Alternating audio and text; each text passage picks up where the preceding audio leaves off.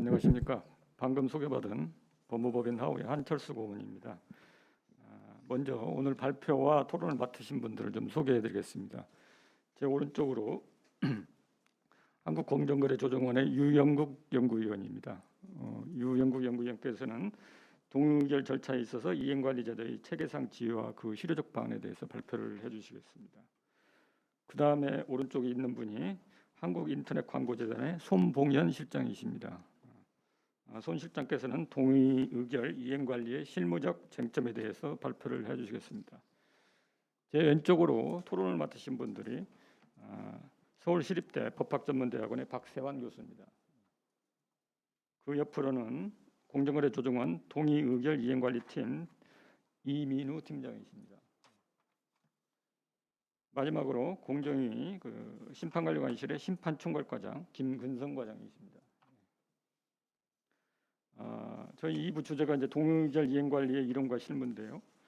2부 토론에 들어가기 앞서 제가 1부 토론을 보면서 느낀 개인적 소회를 좀 말씀드리고자 합니다. 왜냐하면 2011년도에 동의의결제도를 도입할 때 제가 사무처장이었고 그때 입법 작업을 진두지휘했고 실무적 책임을 총괄 맡았습니다. 그래서 그 당시에 그 입법을 하는데 엄청나게 고생을 많이 했는데 아까 일부에서도 나온 바와 같이 이게 면죄부 주는 거 아니냐. 그다음에 우리 공직자에 대한 공정위뿐만 아니라 공직자에 대한 어떤 소셜 트러스트가 없다는 거 그런 것들이 이제 큰 저항이었고 국회의원들을 설득하는데 굉장히 어려움을 많이 겪었는데 특히 그 율사 출신 의원들 반대가 심했어요. 이분들은 이제 전통적인 법 이론에 익숙한 분들이다 보니까 공정거래법 특성, 그다음에 동의결제도의 취지나 이런 것들에 대해서는 잘 모르신단 말이에요. 그러니까 자꾸 전통적인 그것만 가지고 이게 무슨 말이 되느냐, 이 법이면 이 법이지, 봐주는 거 아니냐 그런 의식이 굉장히 강해서 그걸 설득하는데 엄청난 어려움을 겪었습니다. 그래서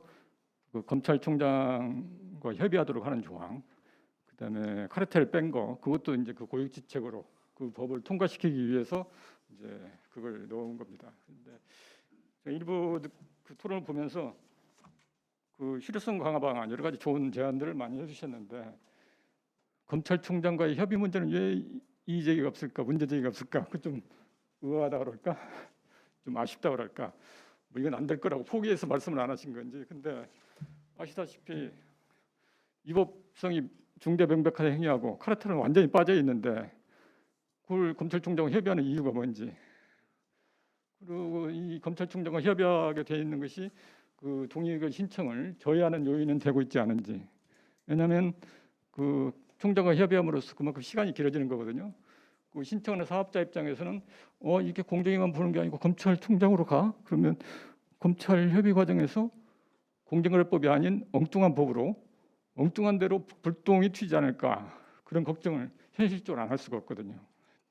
그렇기 때문에 그런 부분도 우리가 반드시 지금 외국에도 검찰과 협의하는 조항은 없는 거고 그래서 그런 부분도 한번 토의가 필요하지 않나 어떤 개인적인 아쉬움이 있었고요.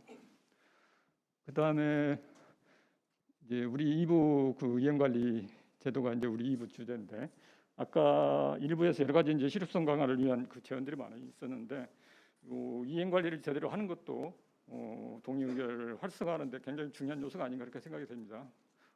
불과 얼마 전에 모 회사의 그 동의의결 이행이 제대로 안 된다 그런 언론의 지적도 있었고 그래서 그런 것이 자꾸 이제 언론에 나오고 그러게 되면 이게 동의의결 제도의 신뢰성에 의심을 받아서 제대로 이제 제도가 활성화 안 될 수가 있기 때문에 이제 그런 것은 중요한 문제다 그렇게 생각이 되고요.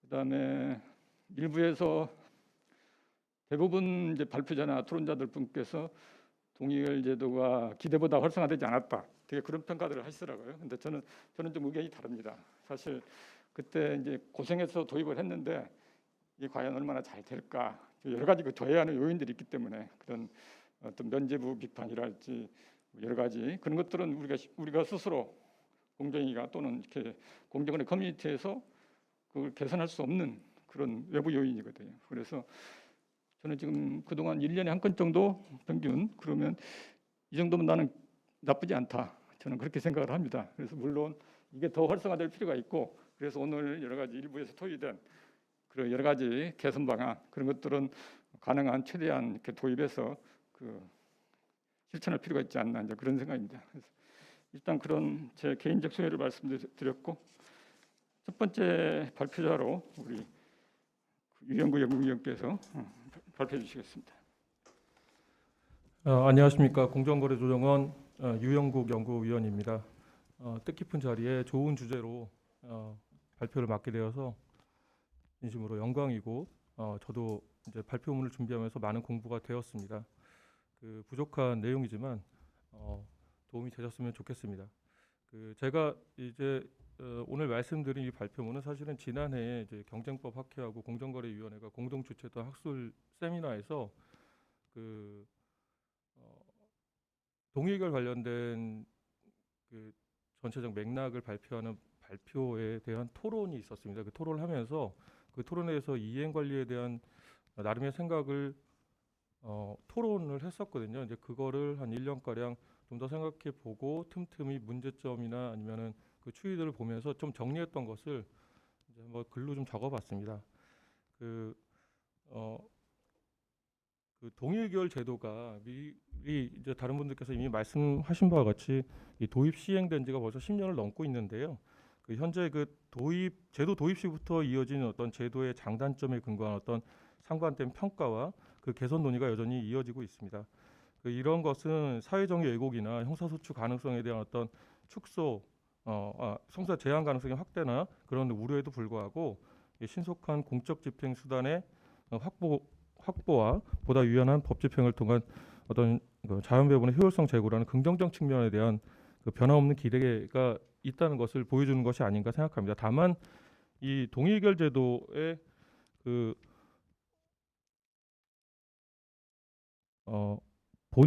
본질적 특성에 비추어서 이러한 상반된 입장이 어느 한쪽으로 수렴될 수 있는 것은 아닌 것만큼 그 제도 운영 과정에서 노정되는 어떤 문제점에 대해서는 그때마다 해결할 수 있는 방안이 마련될 필요가 있다고 생각합니다. 물론 이제 경우에 따라서는 입법적인 해결도 필요한데요. 제가 이 발표에서 설명드릴 그 공정거래법 일부 개정안 역시 입법적 해결의 어떤 방식이었다고 생각을 하게 됩니다. 오늘 말씀드릴 내용은 크게 세 가지입니다. 노마자로 이렇게 나눠서 있는데요. 내용 그렇습니다. 최근에 어떤 명령이나 통제에 의한 방식에 의한 협력에 의한 거버넌스로 전환이 되고 있는데 이게 특히나 행정법 이쪽 영역에서 상당히 많이 이루어지고 있습니다. 이런 시점에서 비춰보면 이 동의의결 제도 역시 상당한 의미를 가질 수 있다고 생각하게 됩니다. 그리고 제가 이제 동의의결 이행관리라는 이 제도 사실은 법 개정 이전에는 제도라고 말씀드리기가 좀 곤란할 정도였었거든요. 그러니까 법 조항의 하나의 항에 그냥 이제 신청인이 이행관리 계획이나 그 결과를 제출할 수 있다 이 정도입니다. 물론 동의의결의 본질적인 특성상 그 이행관리라는 것은 그냥 포섭이 될 거라고 생각은 합니다만 기존 논의가 동의의결 절차라는 어떤 일련의 시스템 안에서 절차 개시 여부나 동의의결의 확정 요 특정한 부분에 이제 집중되어 왔습니다. 그렇다 보니까 동의의결 본질적으로 이행관리 자체가 당연히 포섭되고 이것이 매우 중요한 의미를 가짐에도 불구하고 상당히 소극적이거나 내지는 아예 논의에서 제외되었던 것이 사실입니다. 그런 문제점을 지적하고요. 그리고 이번에 법 개정을 통해서 새로 신설된 조항이 물론 동의의결 이행 관리를 제도화해서 구체화, 그러니까 하나의 어떤 제도화하고 구체화한다는 의미는 있지만 여전히 조금 개선할 면이 있지 않느냐 하는 생각을 하게 됐습니다. 그리고 제가 이제 근무하고 있는 한국공정거래조정원이 공정위에 위탁을 받아서 이 업무를 이렇게 추진하게 될 텐데요. 그 과정에서 실제적으로 어떤 역할을 하고 개선할 수 있는지, 물론 실무적인 내용은 토론 과정에서 이민호 팀장님이 말씀을 하시겠지만 그런 것들은 제가 연구자 입장에서 말씀드리려고 합니다.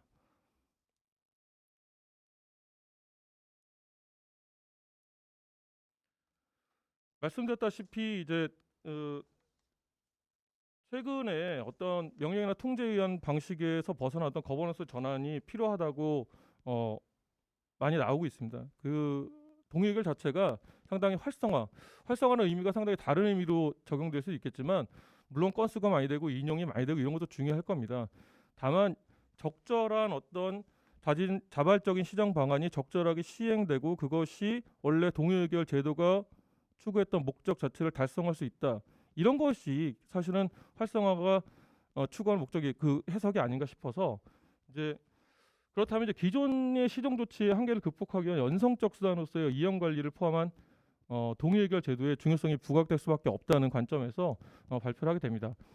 그 동의 의결 제도는 동의 의결의 결정이 있지 않습니까? 공정위가 이제 처분을 하게 되는데요. 이 동의 의결의 법적 성격에 대한 논의는 기존에 많이 좀 이어져 왔습니다.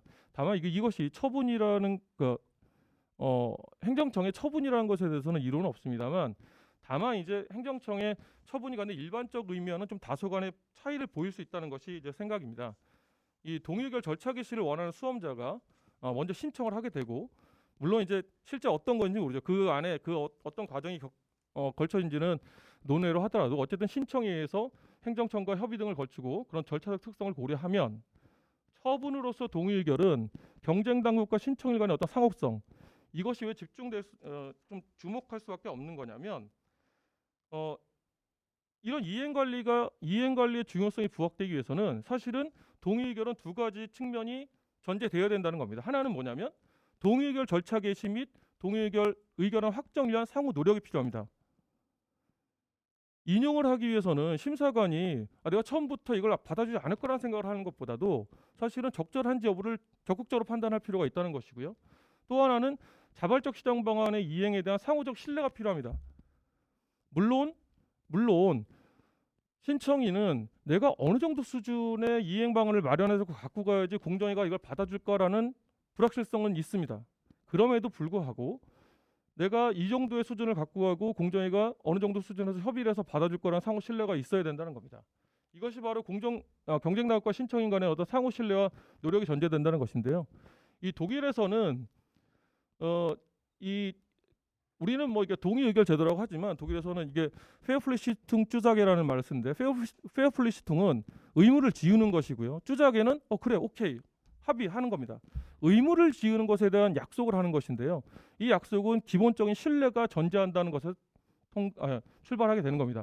그래서 그러면 신청인은 동의 의결 신청으로서 이미 동의 의결 의결서를 확정을 가정한 이행 의무를 인식하고 있다는 겁니다. 다만 그 의무가 언제 어느 단계에서 구체화되느냐에 대해서는 달리 볼 수 있습니다.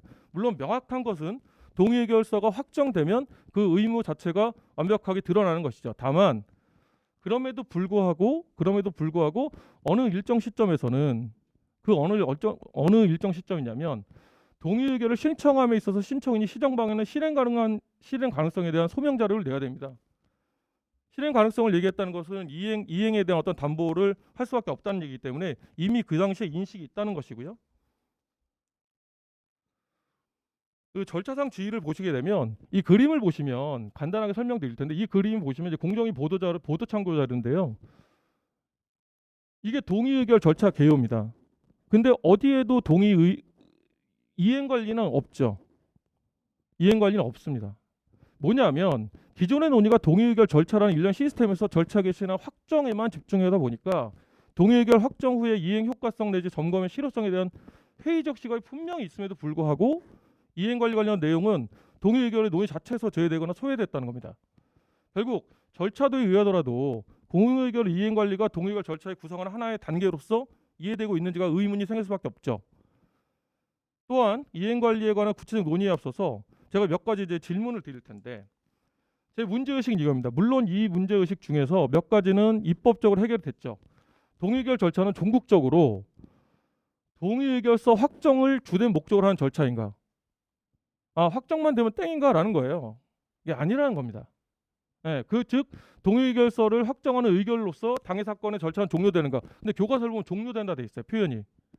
물론 이행 관리를 염두에 둔 표현이라고는 생각할 수 있습니다. 그리고 동의의결 절차에 관한 이와 같은 이해를 전제할 경우, 이런 일반적 이해를 전제하면 신청인의 이행 계획과 이행 결과 제출, 심사관 점검, 이행 강제금 부과 등을 통해서 동의의결 내용, 즉 자발적 시정 조치 이행이 실효적으로 담보될까요? 안 된다는 겁니다. 관리를 해야죠. 점검, 관리, 감독을 해야 된다는 겁니다. 그리고 확정된 동의의결서 내용의 적절한 이행 여부를 확인하는 동의 이행 관리는 동의의결, 아까 절차도 밖의 절차인가, 내지는 다음 단계인가, 내지는 별개의 단계인가라는 것을 봐야 된다는 겁니다. 문제된 행위가 공정거래법 위반을 판단할 경우에 예상되는 시정 조치 그 밖에 제재와 균형도 이제 상당히 물론 쟁점은 있습니다만 중요하죠. 다만 그만큼이나 동의 의결 내용이 충실하게 이행되었는지 여부가 매우 중요합니다.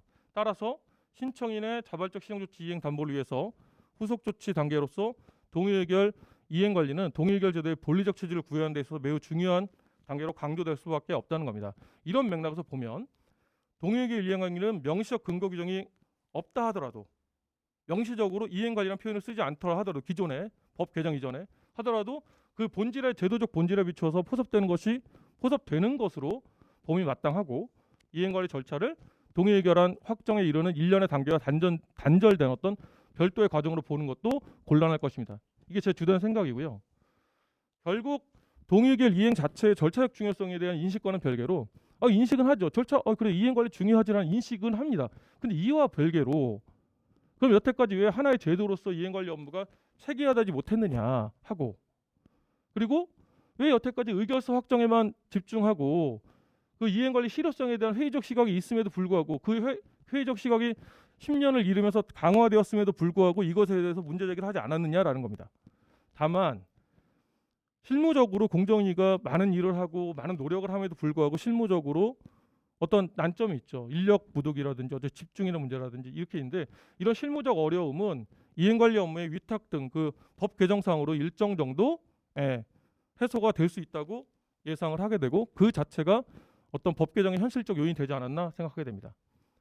이건 뭐 다 설명을 드렸던 내용입니다. 그런데 문제는 뭐냐면 이 동의 의결을 인용 건수도 적은데 이행 관리를 네가 잘하겠어라고 이제 의문을 던지는 거죠. 근데 이렇게 저는 이제 선회하는데 동의 의결의 사건 건수 자체가 적은 상황에서 이행 관리 업무의 체계화나 경험 축적을 그냥 앉아서 기대할 수 있느냐? 없다는 겁니다. 없어서 공정거래 조정을 상당히 잘할 건데 다만 공정위의 동의 의결 활성화 노력과는 별개로 동의 의결 인용 사건 수하고 이행 관리 그 실효성 재고가 반드시 정해 상관관계로 가는 건 아니거든요.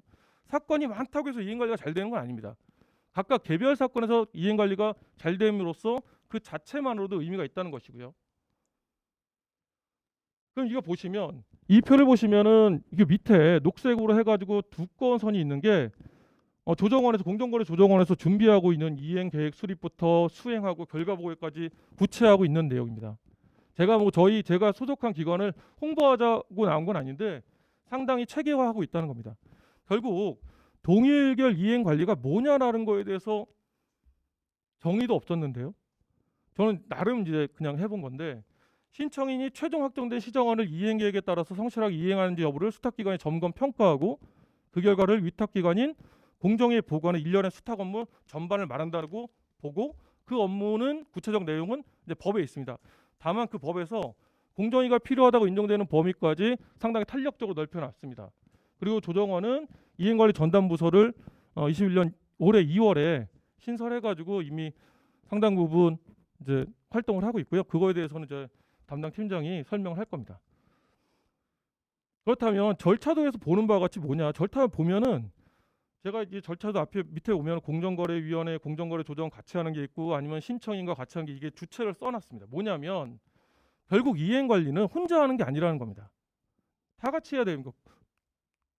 공정위, 조정원, 신청인 다 같이 해야 된다는 것이죠. 결국 동의 의결의 사후적 점검 관리를 위해서 제도적 장치로서 이행 관리 업무의 세부 절차는 그렇다면 어떻게 마련돼야 되느냐? 목적에 나와 있죠. 그러니까 경쟁 상태를 제한을 자발적으로 회복하고 피해자 소비자 피해 구제 및 거래 질서 개선이라는 제도의 본래적 실현에 초점을 두고 세부적인 단계가 마련돼야 되는 겁니다. 이행을 어떻게 할지, 이행 관리 점검을 어떻게 할지. 근데 그렇게 하다 보니까 보다 구체화됐다는 거죠. 원칙적으로 서면 점검이 가능했는데 실제로 만나서 인터뷰도 하고 실태 조사도 하고 가서 보겠다는 겁니다. 이행 점검의 수단이나 방식을 상당히 다양화할 필요가 있다는 건데 지금 구체하고 있고요. 그리고 이행 관리 실효성을 더 높이려면 조정원이 언제부터 공정거래위원회가 신청인을 신청받아서 협의하는 과정에서부터 좀 할 필요가 있다라는 것이고요. 뭐 이런 것들이 이제 동의 의결 제도 안에 이제 들어간 겁니다.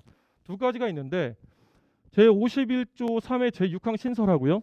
동의 의결 제도 운영 및 절차 등에 관한 규칙 제5장을 신설하게 합니다. 5장은 원래 없었고요. 5장이었던 6장에 밀리면서 6장은 뭐냐면 취소됐을 때 어떻게 되느냐입니다. 취소할 수 있고 절차가 재개된다 이런 내용인데, 일단은 저는 이제 법 내용은 이렇게 보실 수 있습니다. 그러니까 위탁할 수 있다는 거하고 구체적으로 어떤 내용을 한다, 위탁할 수 있는 법적 근거를 마련했습니다. 물론 한국공정거래조정원하고 소비자원에 대해서 할 수 있다는 것을 마련했고요. 위탁 자체가 상당히 중요하죠. 위탁은 사실은 그 해외 어느 나라에서도 그 경쟁 당국의 산하 기관에 대해서 이것을 위탁하는 경우가 우리나라밖에 없습니다. 그러니까 새로운 모델을 마련한다는 점에서도 기회로 볼 수 있습니다. 그 법적 근거의 내용을 보시면 일단 동의결제도 운영 및 절차에 관한 규칙 5장에 대한 내용을 좀 상세할 텐데 제목만 읽겠습니다. 이행관리 업무 수탁기관 지정하고요. 위탁 대상 업무를 설정해 줍니다. 그리고 수탁기관에 대한 지휘감독의 권한이 있습니다. 물론 지휘감독 권한이 있지만 수탁기관이 이행관리 업무를 하면서 독립성이 보장되고요. 다만 법률성이 보장됨에 따라서 그 책임성도 당연히 지어집니다. 위탁 업무 수행에 대한 필요한 자료를 제공하는데 누가 제공하냐면 공정거래위원회가 조정원한테 하죠. 근데 뭐냐면 필요한 경우에 하게 되어 있습니다. 물론 필요한 경우는 언제인지 아직 명확하게 나와 있지는 않지만, 그리고 수탁기관이 이행관리 현황을 보고하게 되는데 이 보고 관련돼서도 좀 개선할 점이 있어서 발표를 하겠습니다. 그리고 이제 공정거래위원회가 이게 동의결을 취소할 수 있는데요. 물론 이제 위탁기관이 평가를 해가지고 최종 보고서에 이제 평가를 하게 되면 그거에 따라서 취소를 할 수 있습니다. 다만 이제 신청인이 신청을 전제로 해서 재차 동의결 신청이 가능한 경우하고 아예 그런 것을 못하고 중단되었던 조사를 심의 절차를 계속 진행하는 경우로 양분해서 나누고 있습니다. 결론을 말씀드릴 텐데요. 개인적인 의견입니다. 이행관리 업무 위탁의 예의 사유를 명확할 필요가 있다는 겁니다. 지금 이제 기왕이 위탁을 가능하게 규정을 두었는데 필요한 경우에는 여전히 공정거래위원회가 이행관리 사무를 할 수 있게 되어 있다는 겁니다. 물론 이거 되게 좋죠. 좋은데 그 필요한 경우는 언제냐는 겁니다. 물론 그 필요한 경우가 어떤 사업이 그게 되게 중요하고 뭐하고 할 수 있겠지만 예측 가능성을 줄인다고 해서 나쁠 것은 없지 않느냐라고 반론은 가능하지만 어쨌든 이런 잠정 동의 의결안 작성 과정에서 심사관과 신청인이 협의로 정하는 내용이거든요. 협의로 정해진 수탁기관이 아닌 심사관이 직접 관리하도록 하는 위원회 결정의 기준이 드러나 있지 않고, 그리고 그런 결정을 하는 데서 고려 요소가 나와 있지 않기 때문에 만약 그렇다면 적정한 수탁기관이라고 표현을 하고 있으니까 법문상 그 적정성을 판단하면 될 텐데, 적정성이 무엇을 고려한 요소인지는 분명히 할 필요가 있고, 그것이 만약에 처음에 신청인과 심사관이 정했던 기관과 상이하다고 하면 그 이유를 의결서 적시할 필요가 있다. 그리고 지휘감독 범위와 수탁계 처리 위법 부당 판단의 기본 원칙을 확인하는 것인데, 이것은 수탁기관의 사무 처리에서 독립성을 보장하고 책임성을 분명히 하고 있는데, 그렇다면 규칙의 제14조 3의 2항 역시 행정위임 위탁규정 제6조에 따른 것으로 볼 수 있기 때문에 위탁사무 처리 시 법령 준수 성실 의무를 규정한 동규정 5조의 위탁기관의 어떤 수탁기관 업무 처리의 위법 부당 여부 판단에 있어 기본 원칙이 될 수 있다는 것이고요. 이런 것을 명시할 필요가 있다는 겁니다. 그리고 수탁기관 요청에 따라서, 그러니까 공정거래조정원이나 내지는 소비자원이 그 요청을 해가지고 공정위가 자료 제공을 하게 되는데, 이때 공정위가 필요한 경우 수탁기관의 요청에 따라 위탁 업무에 필요한 자료를 제공할 수 있다. 물론 필요한 경우가 구체적으로 설명되어 있지 않아서 뭐 필요한 경우가 많겠죠. 다만 그 업무의 특성에 비춰보면 이 수탁 관리와 관련된 것을, 그러니까 그 이행 관리와 관련된 것을 전반을 볼 텐데, 이행 관리 업무를 적절하게 한다. 그러니까 위탁의 정의 규정에 비춰봤을 때 수탁의 이행관리 업무에 관한 수탁기관의 이행관리 업무에서는 위탁기관의 권한이 동일하게 주어짐으로써 정상적 위탁 업무 수행이 가능해진다는 점, 이 정의를 비춰보면 이행관리 업무를 위해서 자료 제공이 필요한 경우 지나치게 좁게 해석될 필요는 없다라는 겁니다. 그리고 이행효과 유지를 위해서 이행관리 기간 중에 시정방안 보완 절차가 추가로 필요하다. 이거는 실제로 해외에도 있는데요. 수탁기관이 봤을 때 이게 이런 겁니다. 이미 이행을 하고 있는데 이것을 이행하지 못할 것이라는 내지는 그거에 상하지 못할 것이라는 분명한 게 있으면 중간에도 시정 방안을 좀 보완하거나 수정할 수 있는 절차적인 어떤 보완이 필요하다는 겁니다. 예. 이건 상당히 필요할 것 같아요. 왜 그러냐면 기간이 기니까요. 예, 기간이 기니까 필요할 수 있을 것 같습니다. 그래야지 신청인도 그런 가능성을 열어두고 또 할 수 있겠죠. 그 이행을 추가적으로 이행강제금을 받는 것보다 사실은 좀 보완을 받아서 실제 그 이행이 되는 것이 더 중요할 수 있다는 겁니다. 결국 이제 동의결의 효과성 유지를 위해서 절차적 보장이다 이렇게 했는데요. 효과성 유지가 되게 중요할 것 같습니다. 중간에 파산해버리면 이거 안 되지 않겠습니까?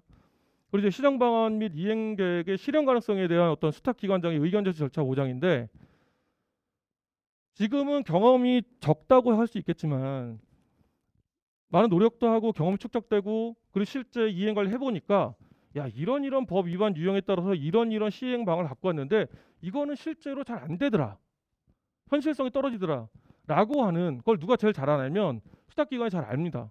그럼 수탁기관이 그런 의견을 언제 제시할 수 있냐면 처음에 심사관하고 신청인이 신청을 해서 심사관하고 이 자발적 시정 방안이 적절한지 여부를 판단하는 데 있어서 의견을 제시할 수 있는 절차적인 어떤 조치가 필요하다는 것이죠. 중간에 끼어든다고 하는 것이 아니고 이게 사실은 피드루프입니다. 예. 현재 이행관리 체계는 동의결 시정 방안 및 이행계획 수립 단계에서 수탁기관의 적극적 역할을 기대하기 어렵습니다. 역할은 0입니다 지금. 근데 역할이 0이 아니라 적극적인 역할이 필요하다라는 것이고요.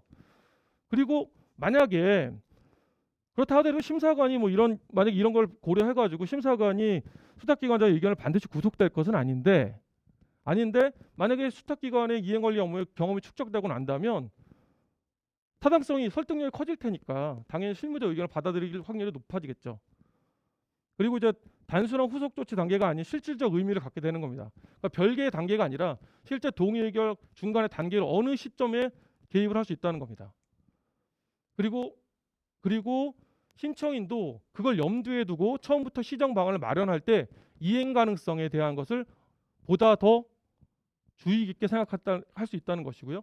이제 마지막으로 전문성 확보인데요. 전문성 확보는 이행관리 조직 내부의 역량 강화도 있지만 외부적인 어떤 그룹의 자문위원회 역할도 필요할 것으로 생각합니다.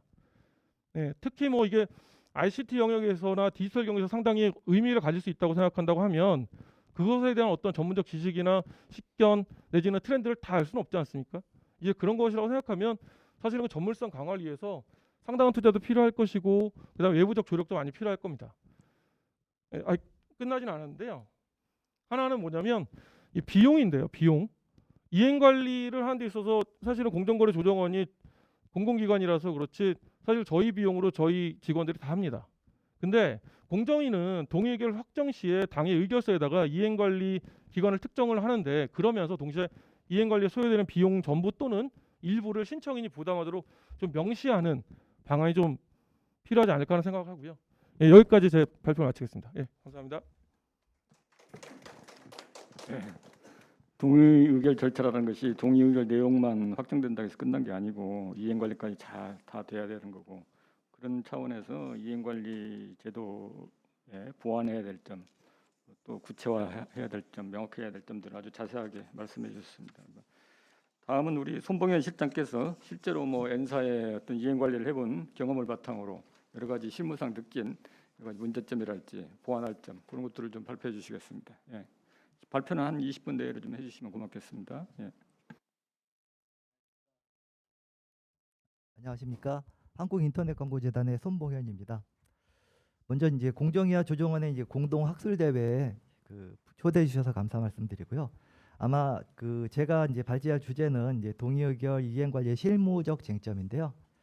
제가 우리나라 첫 동의의결 사례의 이제 이행 점검 업무를 담당을 했기 때문에 아마 이제 저를 불러주신 게 아닌가 이렇게 좀 생각이 되고요. 다만 이제 저희 재단에서 네이버의 이제 이행 점검 업무 이제 담당한 부분은 소비자 후생 제고하고 그다음에 중소사업자 이제 상생 지원을 위한 이제 300억 집행 부분에 한정해서 저희가 이제 이행 점검을 실시를 했기 때문에 여기서 이제 실무적 쟁점이라는 것은 어떻게 보면은 약간 지엽적이고 그 일부분만의 어떤 실무적 쟁점일 수가 있어서 약간 좀 한계가 좀 있긴 한데요. 자, 먼저 이제 목차 이제 잠시 보시면요. 이제 첫 번째 이제 동의의결 이행 관리에 대해서 간단히 살펴드릴 거고요. 그다음에 저희 재단이 이제 실제로 어떤 식으로 이제 이행 그 점검 내지는 관리를 했는지 이제 두 번째 파트에서 좀 설명을 드리고요. 그다음에 실무 경험에 비추어서 그 이행 관리할 때 또는 이행 점검할 때 실무적으로 좀 쟁점이 될 수 있는 것들이 어떤 것이 있는지 한번 짚어드리도록 하겠습니다. 그리고 이제 마지막으로 이 동의의결 제도 또는 이제 이행 관리 제도의 정착을 위해서 이제 필요한 부분은 무엇인지 제가 나름대로 생각한 부분을 정리해서 발표하도록 하겠습니다. 그 일부에서도 마찬가지로 이제 계속 이제 화두는 이제 똑같은 것 같은데요. 동의의결 제도 도입된 지 뭐 10년이 되었는데 현실적으로 동의의결 뭐 사건은 많지 않다. 2011년 제도 도입 이후에 그 사업자 기준으로 이제 총 10건, 그리고 이제 사안 기준으로는 6건의 이제 동의 의결이 있었고요. 제가 이제 사안 기준으로 6건으로 나눈 이유는 그 각 사안별로 이제 복수의 사업자들이 이제 동의 의결을 받았는데 그 내용이 이제 대동소이하기 때문에 이제 제가 이렇게 구분을 해봤던 거고요. 따라서 이제 동의 의결 제도를 좀 활성화시키고 뭐 정착시키기 위해서 이제 합리적인 뭐 이행 관리 방안이 요구된다. 이게 이제 기초적으로 이제 요구되는 이제 주제인 것 같습니다. 자, 먼저 이제 그다음에 이제 저희 재단의 동의의결 이행 관리 절차에 대해서 간단히 설명을 드리겠는데요. 첫 번째 이행 점검 과정은 이제 사전 점검을 거쳐서 이제 그 내용에 대해서 전문가 자문을 받고 이제 본 점검을 실시를 했는데요. 사실 이제 저희 재단은 이제 동의의결이 이루어지고 그다음에 이제 네이버에 그 동의의결 이행이 이루어지고 나서 저희 재단이 설립이 되었기 때문에 그 이전 과정에 대해서는 전혀 이제 알 수 없는 상태에서 이미 집행된 결과에 대해서 저희가 이제 사후적으로 이제 점검하는 이제 상태였고요. 이제 그러다 보니까 개별 이행 사업에 대한 이해도도 떨어지고 그다음에 그 이행 점검할 때 뭐 필요한 원칙 같은 것도 좀 정립이 되지 않은 상태였기 때문에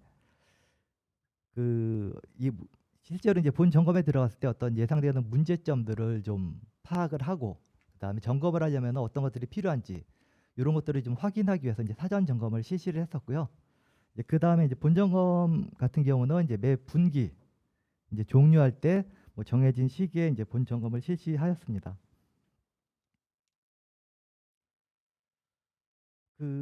그리고 이제 그 중간에 이제 저희가 이제 전문가 자문을 이제 거치긴 했는데요.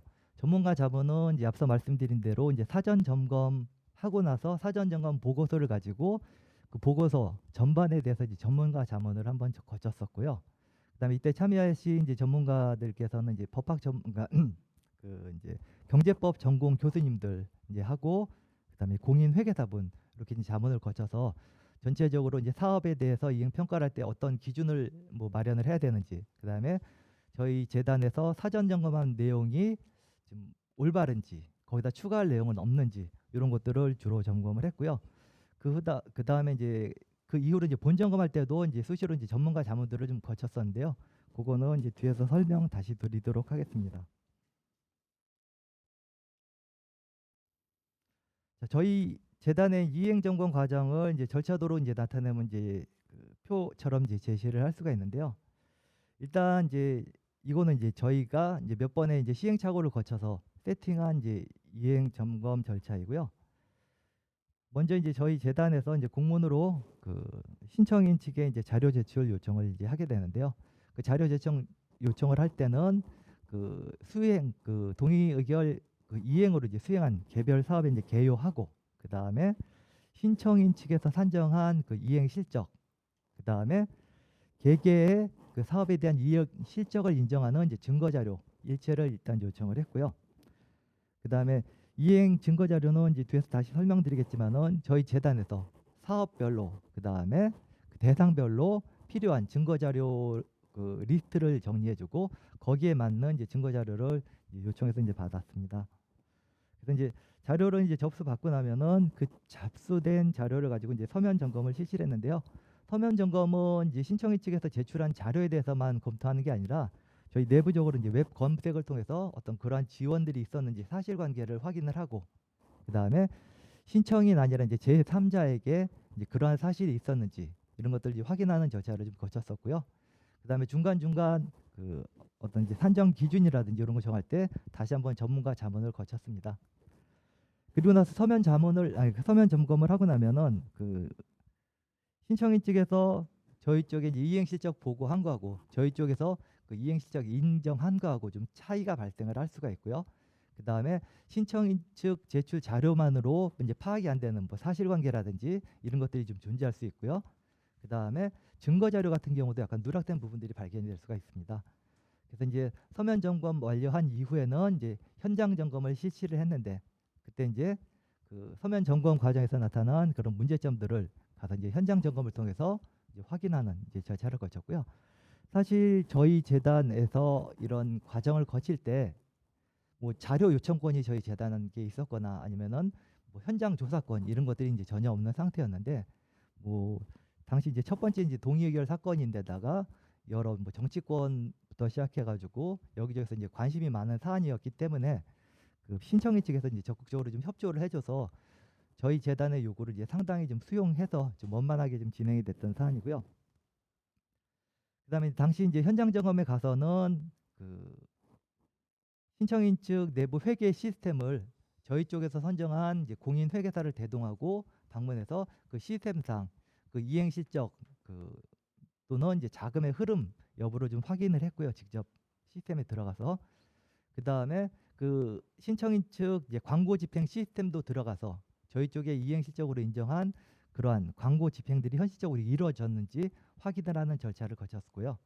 그다음에 미심적인 부분들은 각 이행 사업을 담당했던 직원들을 저희가 이제 인터뷰를 통해 가지고 궁금한 사항도 물어서 그 내용들을 좀 파악을 하고 그다음 미진한 사항에 대해서 뭐 추가 자료를 요청한다든지 뭐 이런 절차를 거쳤습니다. 그렇게 해서 이제 결과 보고서 이제 초안이 작성이 되면은 아무래도 그 신청인 측에서 제출한 실적 자료하고 저희 재단에서 산정한 그 이행 실적 결과가 좀 다를 수밖에 없고요. 이제 그런 항목에 대해서는 그 신청인에게 이제 통보를 해주고 거기에 대해서 소명을 요청을 하든지 아니면은 그러한 사실들을 인정할 수 있는 뭐 추가 자료를 제출을 하라든지 뭐 이런 식으로 해서 상호 이제 저희가 이제 결정은 하지만은 그 결정 과정에 신청인을 참여시켜서 어떤 공정성을 좀 담보하는 절차를 거쳤고요.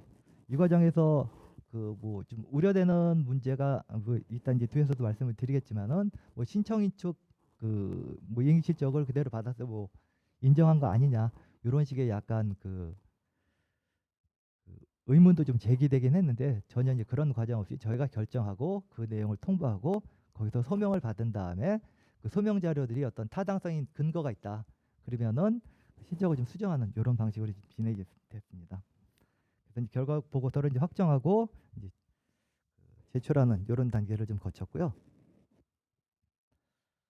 저희 재단이 그 이행 점검을 할 때 이제 몇 가지 이제 방향성을 설정을 했는데요. 이제 세 가지는 이제 전문성, 객관성, 이제 독립성인 거고요.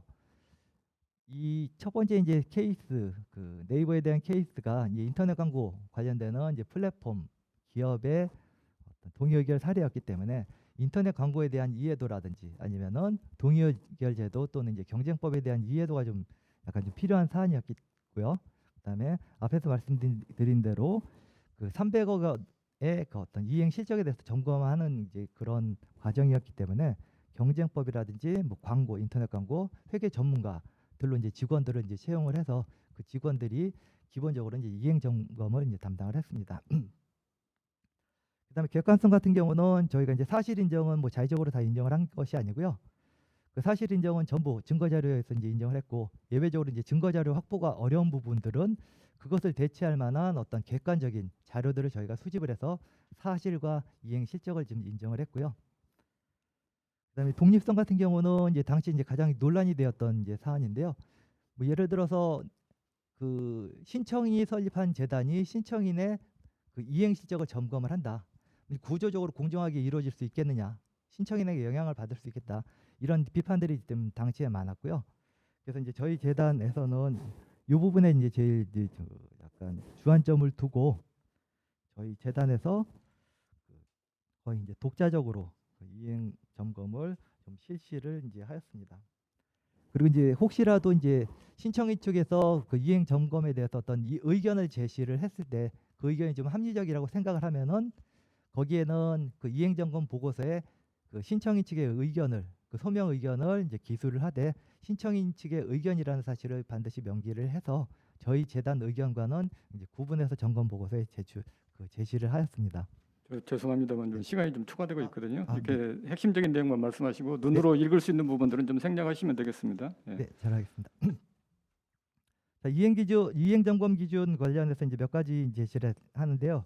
이 부분만 좀 설명을 드리면은 첫 번째 저희가 이제 이행 점검을 할 때 이제 사업의 적합성하고 이제 이행 실적 산정 요게 이제 가장 중요한 문제였고요. 이제 사업의 적합성이라는 것은 그 신청인이 수행한 이 개별 이행 사업이 시정 방안의 이제 목적과 사업 내용에 부합하는지 여부를 좀 판단하는 부분이었는데요. 사실 동의의결서상 그 시정 방안과 이행 계획 같은 경우는 추상적인 내용으로 기술이 되어 있기 때문에 신청인이 직접 수행한 개별 사업들이 이러한 그 시정 방안이라든지 이행 계획에 부합하는지 여부에 대해서는 나름 추가적으로 좀 판단이 필요한 부분이었고요. 사실 제가 지금 동의의결서의 일부 부분을 이제 발표 자료에 이제 기술을 하였지만은 저 내용만 가지고는 신청인이 어떤 사업을 하는지 정확히 이제 확인을 할 수가 없는 상태였고요. 예를 들어 이제 첫 번째 사례 같은 경우는 그 소상공인의 온라인 시장 진입을 유도한다. 그러면 그게 구체적으로 어떤 사업인지 다양하게 나타날 수가 있거든요. 그래서 이제 실제로 이제 신청인이 이제 수행한 사업은 소상공인들을 자신의 쇼핑 플랫폼에 입점시키고 거기서 소상공인들이 판매에 따라 이제 내야 되는 수수료를 이제 감면해주는 이제 그런 사업들을 이제 수행을 했는데 이런 것들은 실질적으로 그 소상공인들에게 직접 어떤 혜택이 돌아갈 수가 있고 그 다음에 그 온라인 시장 진출에 이제 도움을 줄 수 있는 사업이라고 이제 평가를 이제 할 수가 있는데요. 그 밑에 있는 그 이제 백과사전 구축 같은 경우는 이제 동의의결서상 도서 그 이제 중소사업자 내지는 뭐 학회 그다음에 대학 연구소 등의 도서 발행 컨텐츠 구축을 지원하라 이런 식의 이제 사업이 있었는데 실제로 신청인이 이제 수행한 이제 사업 중에 하나가 특정 학회에 이제 컨텐츠 구축을 지원하는 계약을 체결하고 컨텐츠 구축비를 지원을 했는데 저희가 이제 계약서 내용을 확인해 보니까 그 컨텐츠에 대한 저작권은 신청인에게 귀속되는 이제 그런 사안이었고요. 그러다 보면은 그 동의 의결의 이제 취지 같은 게 결국은 그 학회나 중소사업자들이 자신의 컨텐츠를 구축하고 시장에서 경쟁력을 확보하라 이런 의미로 해석이 될 수가 있는데도 불구하고 그 저작물의 저작권을 신청인이 갖는다는 것은 이런 이제 동의의결 취지에 반하는 이제 그런 내용이라고 봐서 이행 실적에서 이제 제외했던 이제 그런 사안들이고요. 그다음에 이제 이행 그 실적 산정 같은 경우는 그 동의의결 이행 계획에 나온 그 시기에 그 내용들이 집행이 되었는지 이렇게 좀 확인하는 절차를 거쳤습니다. 그다음에 원칙적으로는 이제 전수 점검 원칙에 따라서 그 이행 점검을 실시를 했는데 예외적으로 전수 점검이 불가능한 부분들이 좀 생기거든요. 그래서 이제 소액 다수 지원으로 인해서 그 개개건들에 대해서 뭐 1000건에 대해서 뭐 10,000원, 20,000원씩 지원한 건까지 일일이 다 사실 확인을 할 수가 없었기 때문에 이런 경우에는 예외적으로 이제 부수적인 수단을 통해서 사실 확인을 하고 이행 실적을 인정하였습니다. 자, 이상의 내용을 이제 저희 재단 그 이행 점검 보고서에서는 그 이제 동의의결에서 이제 어떤 사업 내용을 하라고 이제 해놨다. 그다음에 실제로 신청인이 어떤 사업을 수행을 했다. 그것이 동의의결에 적합한지, 그다음에 어떤 기대 효과가 있는지, 그다음에 어느 정도 이행 실적이 있는지 이런 내용으로 저희 재단의 이행 점검 보고서를 이제 구성을 했습니다. 자, 이제 세 번째로 이제 동의의결 이행 관리의 실무적 쟁점 이제 잠깐 이제 설명을 드리겠는데요. 실무 경험에 비추어서 이제 이행 관리 원칙으로 이제 몇 가지를 좀 제시를 할 수가 있는데 첫 번째는 이제 전문성이고요. 제가 이제 생각할 때 전문성은 그 이행 관리라는 이제 추상적 업무에 있어서 전문성 이런 부분이 또 있을 수가 있고요. 그 개별 사건에서 이제 구체적 점검과 관련돼서 당해의 시장, 그 관련 시장의 전문성을 구비하였는지 여기에 따라 또 전문성이 이제 있을 수가 있는데요. 지금 현재 구조화에서 이제 소비자원하고 이제 공정거래 조정원을 이제 이행 점검 기관으로 이제 지정을 하고 이제 업무를 이제 수탁을 할 예정인데 사실 이제 그 두 기관은 이제 관련 분야의 전문성이 있다는 것은 이제 누구도 부인할 수 없는 사실이지만은 어느 사건에 대해서 동의 의결이 이루어질지 이제 알 수 없는 상태에서 그런 관련 시장의 전문성이 있다고 뭐 일단은 이제 볼 수는 좀 없을 것 같고요. 그래서 이제 그런 부분을 좀 참고를 좀 하셔야 될 것 같고요. 그래서 이제 제가 볼 때는 그 개별 사건에 대해서 건건히 어떤 자문을 하기보다는 뭐 그 자문위원회 형식을 이제 마련을 하고 그 사건 뭐 개시부터 이행 점검 개시부터 이행 점검 끝날 때까지 전 과정에 그런 전문가들이 좀 참여하는 형태가 좀 바람직하지 않나 이렇게 좀 생각을 하고 있습니다. 그다음에 이제 두 번째로 이제 객관성인데요. 그 객관성 같은 경우는 뭐 의미는 뭐 충분히 아실 테니까 좀 넘어가기로 하고요. 다만 이제 객관성 그 원칙에 따른 어떤 업무를 집행을 하되 탄력성을 좀 추구해야 되지 않나 이런 생각이 좀 있습니다. 그 개별 사안에서 이제 구체적인 사정을 고려해서 어떤 탄력적인 판단이 좀 필요한 부분들이 좀 생길 수가 있는데요.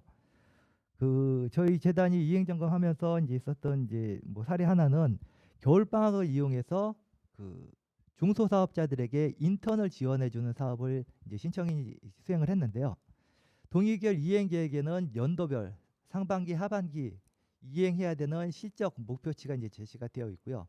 그러다 보면은 겨울 방학에 인턴 지원 프로그램을 진행을 하면은 12월에서 시작해서 다음에 1, 2월에 끝나게 되는데 그것을 엄격하게 적용하다 보면은 그해 이행 실적은 충족하지 못한 결과가 될 수가 있거든요. 이제 이런 사정들을 좀 고려해서 엄격하게 집행하는 것보다는 이제 경우에 따라서는 개별적으로 좀 탄력성을 좀 고려하는 게 좀 타당하지 않나 뭐 이런 생각을 좀 해봅니다. 그다음에 이제 그 세 번째로 이제 독립성 관련해서는요. 독립성 개념 관련해서는 약간 좀 논란의 소지는 있을 것 같은데요. 제가 볼 때는 이제 공정거래법이나 아니면 관련 절차 고시상의 그 이행점검의 주체는 이제 공정거래위원회로 이제 파악이 되고요.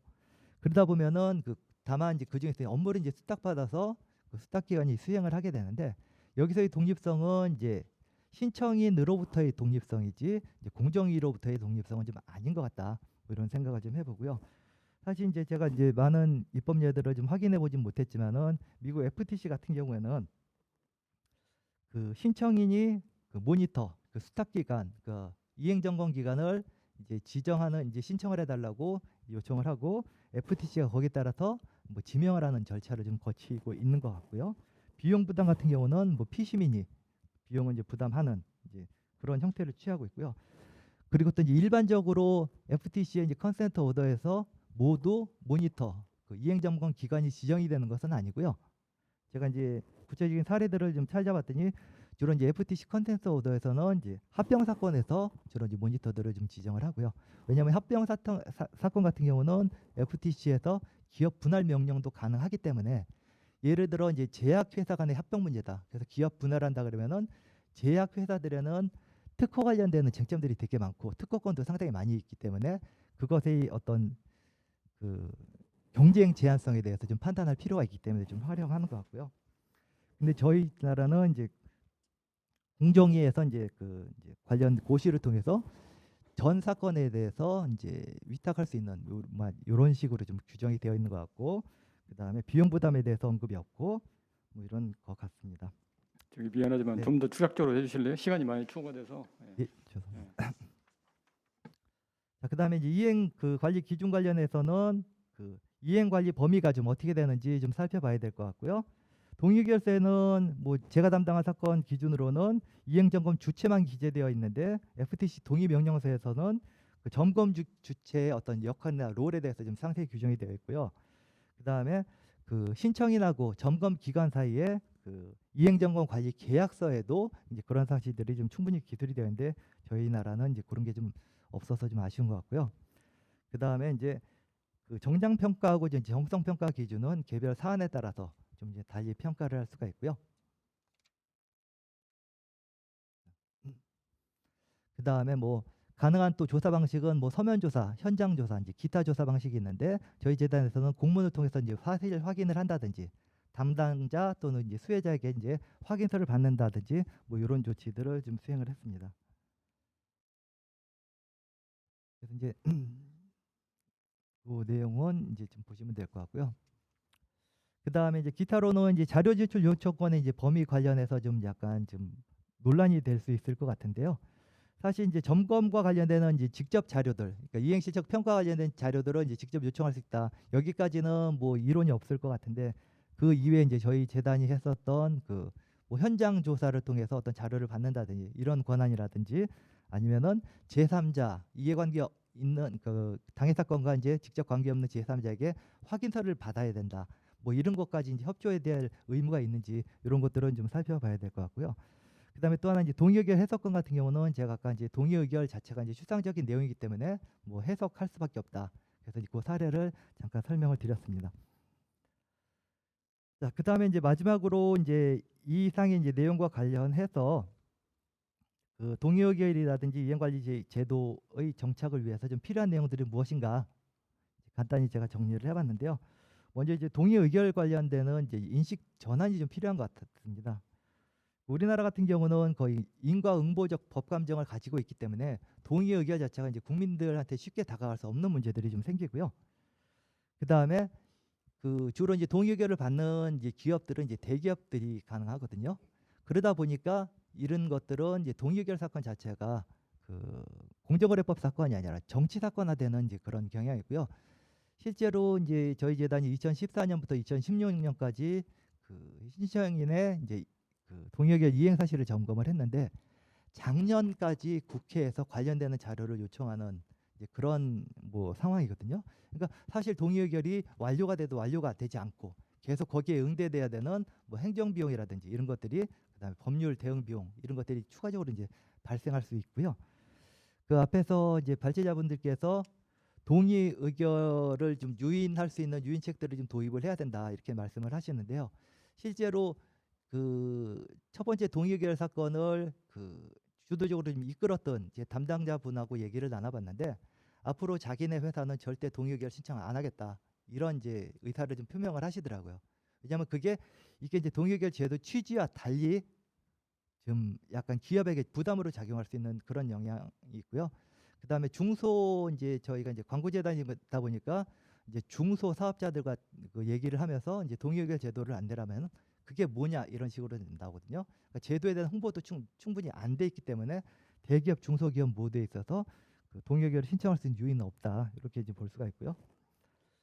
그다음에 이제 마지막으로 이제 그 여론으로 좀 정리를 하다 보면은 이제 동의의결 제도 이제 효력 범위에 대해서 좀 약간 좀 말씀을 드리고 싶은데요. 동의의결 같은 경우는 신청에 대한 이제 행정 처분일 수가 있고요. 그러면은 그 행정 처분의 이제 대인적 효력 범위와 관련해서 그 효력은 신청에 대해서 이제 구속력을 가질 수밖에 없는데요. 그다음에 또 동의의결은 이제 일정 기간 내에 그 시정 방안 이행을 전제로 해서 사건을 종결시키는 제도이기 때문에 이제 법률상 효력 기간이 정해진 행정 처분에 해당할 수가 있고요. 이제 그러다 보면은 이행하고 이제 그러니까 기간이 경과하고 그다음에 거기서 이행이 완료되면은 효력을 상실하는 이제 처분일 수가 있는데요. 따라서 이제 이 얘기를 제가 왜 말씀을 드리냐면은 이제 기간 경과 이후에도 신청인이라든지 아니면 동의의결로 설립된 이제 공익법인에 대해서 어떤 일반적인 행정 감독권을 넘어서는 어떤 구속을 요구하는 것은 제도 정착이 좀 바람직하지 않다 이런 취지고요. 그다음에 마지막으로 이제 표시광고법 위반 사건들 같은 경우에는 사실 광고는 청약의 유인에 불과하기 때문에 이제 광고로 인한 피해는 이제 잠재적인 피해고 피해자 특정이라든지 피해 확정이 좀 어려운 측면들이 있고요. 따라서 이제 표시광고법 위반 사건에서 이제 소비자 후생 제고를 위해서 또는 이제 소비자의 간접적 피해를 구체화하기 위한 다양한 그 간접적인 시정 방식이 이제 마련되는 게 좀 바람직하지 않나. 그래서 이게 그 동의의결 활성화를 위해서 좀 필요한 게 아닌가 이렇게 생각을 정리해봤습니다. 자, 이상으로 발표를 마치도록 하겠습니다. 감사합니다. 실제 이행 관리를 해본 경험을 토대로 자세하게 말씀을 해주셨습니다. 우리가 상상했던 것보다 실제 하다 보면 여러 가지 뭐 애매하달지 또는 뭐 불명확한 부분들이 굉장히 많은 것 같습니다. 애로사항도 많았던 것 같고요. 그래서 좀 시간이 좀 길어졌습니다. 저기 다음에 토론 순서인데요. 그 전에 온라인으로 보신 분들은 혹시 코멘트나 질문하실 거 있으면 채팅방에 올려주시기 바랍니다. 첫 번째 토론은 서울시립대 박세환 교수입니다. 이 박 교수께서는 유럽 쪽의 경쟁법에 대해서 아주 지식이 해박하고요. 평소 그쪽에 대해서 그 연구를 많이 하고 계십니다. 발표 부탁합니다. 예. 예, 그 소개받은 시립대 법조원에 있는 박세환입니다. 예. 그 동의결 이행 관리는 완전히 새로운 주제인데 두 분 발표자께서 이론 한 분은 좀 이론 중심으로 한 분은 또 실무 중심으로 너무 좋은 말씀해 주셨습니다. 예, 감사합니다. 먼저 그 이행 관리 기관이 뭐 신청인의 영향력이 있으면 어떡하느냐, 그럼 객관성이 담보되지 않을 수 있다 이런 지적도 있었고 공정위 심사관이 현실적으로 이행 관리 꼼꼼하게 하기 어려우니까 신청인의 자료에 뭐 의존한다 이런 지적이 있었는데요. 이런 상황에서 발표자들께서 잘 말씀해 주신 것처럼 현행법이 조정원을 수탁기관으로 지정하고 그래서 이행관리기관의 객관성 등을 강화하고 이행관리를 체계화한 것은 제 생각에도 의미가 크다고 생각이 듭니다. 이행관리가 잘 이루어지면은 아무래도 공정위가 미이행 행위를 적시에 파악을 해가지고 동의결을 취소하거나 아니면 이행강제금을 부과할 수 있게 되고 그 결과 동의결의 좀 실효성이 높아질 것이라고 예상을 합니다. 이하 저 토론문에서는요, 저는 좀 동의결 약속의 관점에서 조금 좀 새로운 이야기를 좀 덧붙여 봅니다. 먼저 약속의 관점에서라고 제가 말씀을 드렸는데요. 이게 제가 프랑스 얘기를 조금 드리면은 프랑스에서는 동의결을 약속 절차, 프로세디어 단가주망이라고 부르는데요.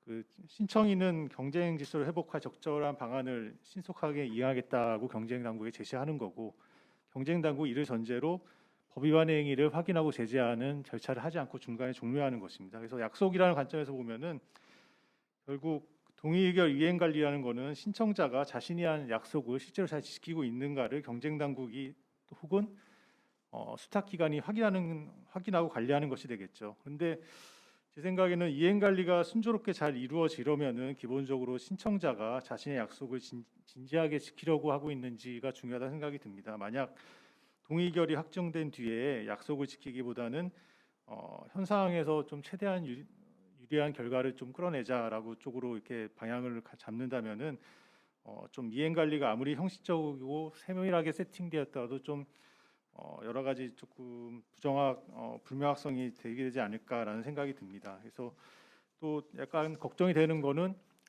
이때 이행 관리가 제대로 안 되는 거 아니냐라는 뭐 안팎에서 만약에 지적이 나올 경우에는 공정이나 수탁자가 이행 관리의 뭐 보고서 제출 횟수나 항목이나 분량 이런 것을 상세화하는 방향으로 조금 앞으로 좀 갈 수도 있는데 저는 좀 이행 보고서 자체가 그 형식적으로 내용이 많고 복잡하다는 거하고 사업자가 시정 방안을 잘 지키는 거는 꼭 반드시 일치하는 것이라고 생각을 하지 않고요. 거꾸로 좀 이행 관리가 지나치게 좀 형식화되거나 관료화되지 않도록 좀 안팎에서 신경을 쓸 필요도 있겠다라는 좀 생각도 들었습니다. 제 생각에는 뭐 조정원이나 다른 기관에서 충분히 이행 관리를 세세하게 잘 할 것으로 기대를 하고 오히려 이행 관리 기관이 실질적인 측면을 좀 잘 들여다볼 수 있도록 좀 여유 있는 공간을 줄 필요도 있다라는 생각도 들었습니다. 예.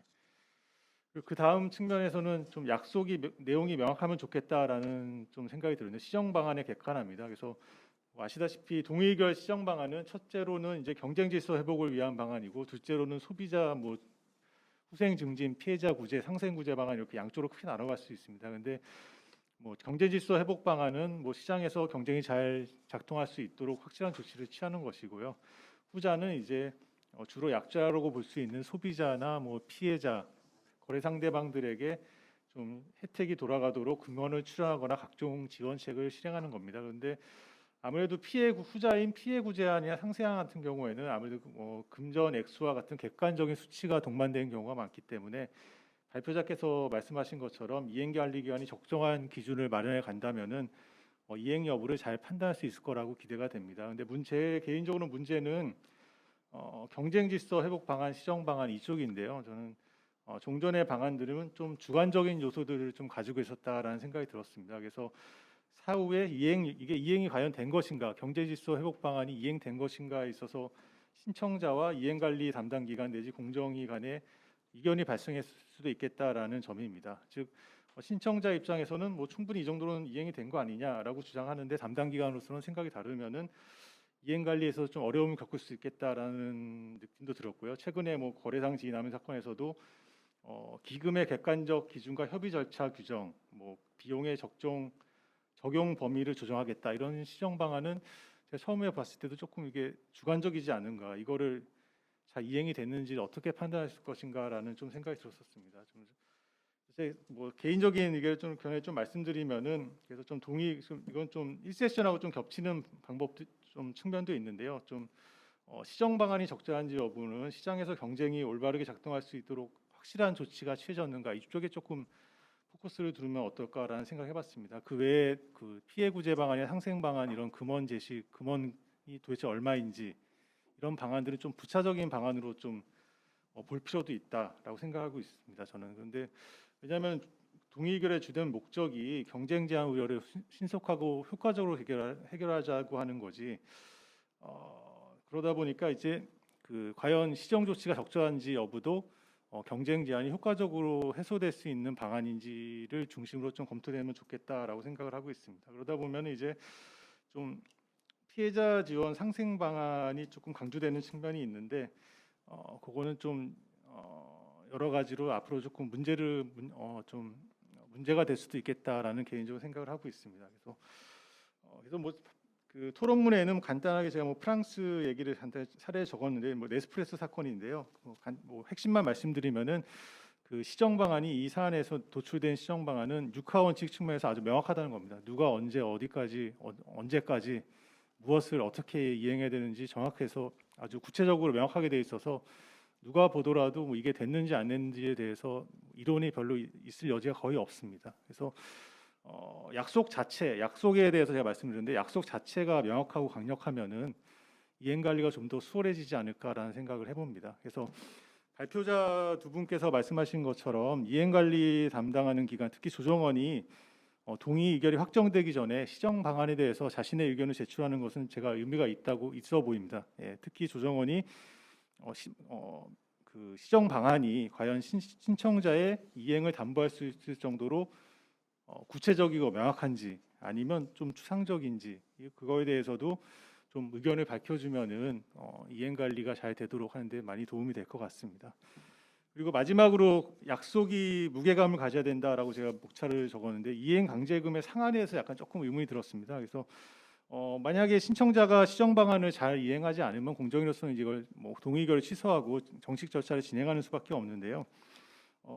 뭐 거대 경쟁 당국과는 달리 우리나라는 상대적으로 시장이 작아서 그 부과되는 과징금이 뭐 EU나 미국, 중국 같은 데 비해서는 조금 적을 수밖에 없습니다. 그러다 보면 공정에 대해서 약속을 잘 지킬 유인이 있는가라는 데서 다시 생각을 해보게 되는데요.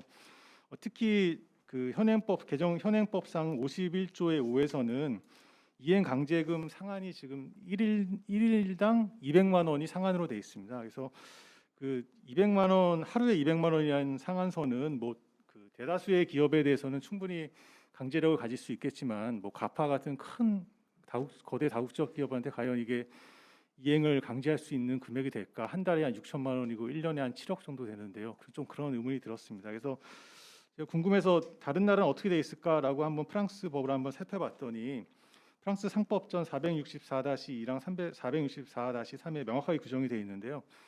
신청자가 동의결 약속을 자기가 한 걸 안 지킨다 그러면은 경쟁위원회는 전 세계 1일 평균 매출액의 5%의 한도 내에서 이행 강제금을 부과할 수 있습니다. 그래서 전 세계 1일 매출액의 5%면 큰 회사 뭐 가파에 대해서는 엄청난 금액이 부과될 수도 있습니다. 그래서 상한 자체가 비교화되지 않을수록 높다. 그래서 그 이행 강제금 금액 자체가 너무 높게 부과되는 것도 곤란하지만은, 상황에 따라서는 이 상한이 좀 아주 낮으면은 강제력 측면에서 조금 사실 좀 고민을 해봐야 되지 않은 생각이 들었습니다. 그리고 그 참고로 뭐 그 1세션에서도 임시 조치에 대해서 말씀을 많이 해주셨는데요. 거기에 대해서 임시 조치와 관련된 저작 인정권에 관한 착취남용 인정 시지남용 사건에서 뭐 이건 뭐 동의결하고 정확히 대칭되는 것은 아니지만은, 그 프랑스 경제위원회가 구글에게 1일 최고 이행 강제금이 90만 유로, 우리 돈으로 한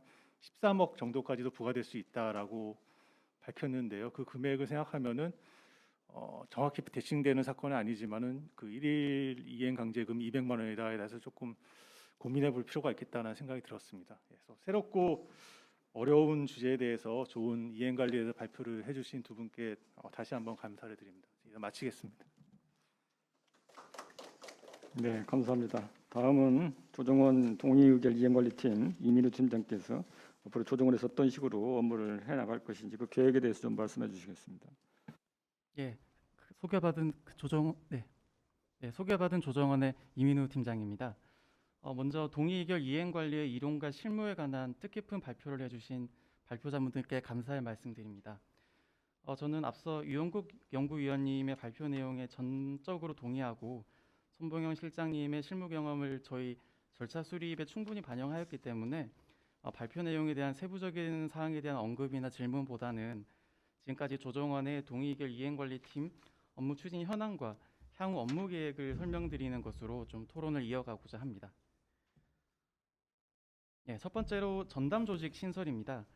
조정원은 올해 2월에 조직 개편을 통해서 동의의결 이행관리팀을 신설했습니다.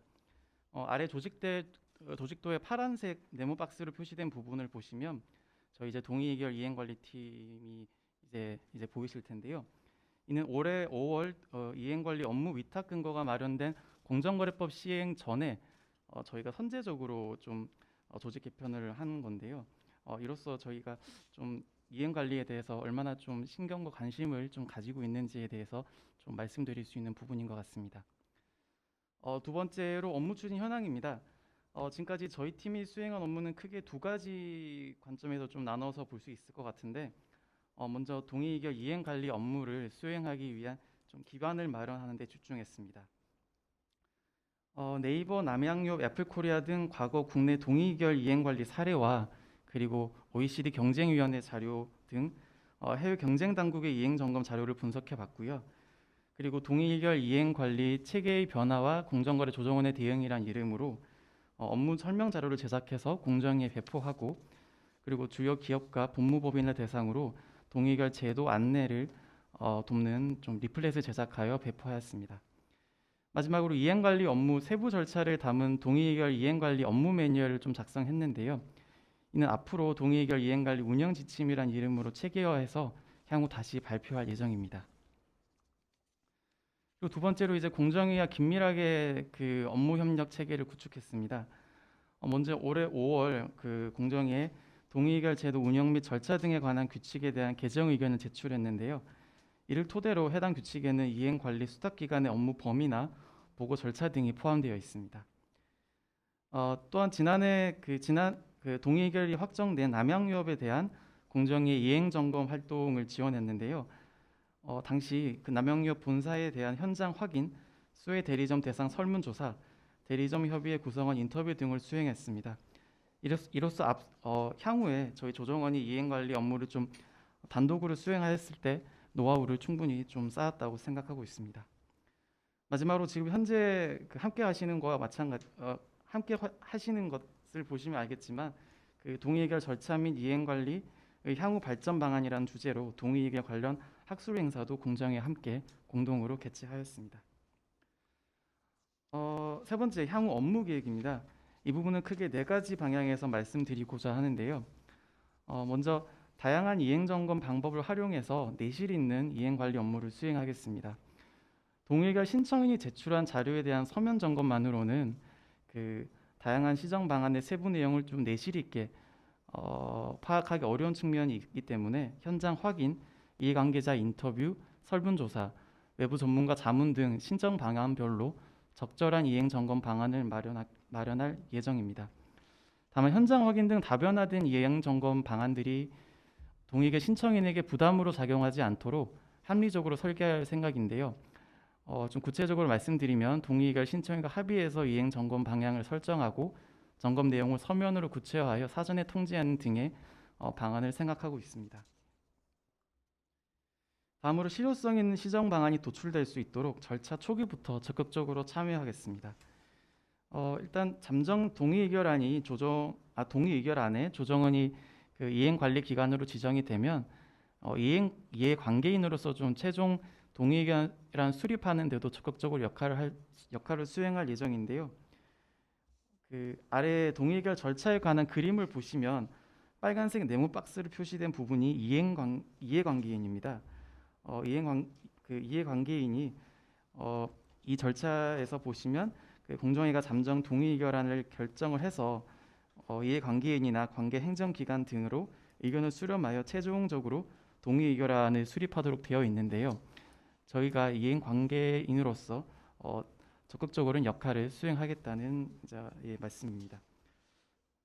이렇게 좀 저희가 생각하게 된 게 이행관리기관이 확정된 시정방안에 대한 점검만 수행하게 되면 그 동의의결 신청인과 공정위가 어떤 협의를 거쳐 해당 시정방안을 도출했는지에 대한 배경이나 맥락을 알 수가 없기 때문에 해당 시정방안에 대한 이해도가 떨어질 수 있습니다.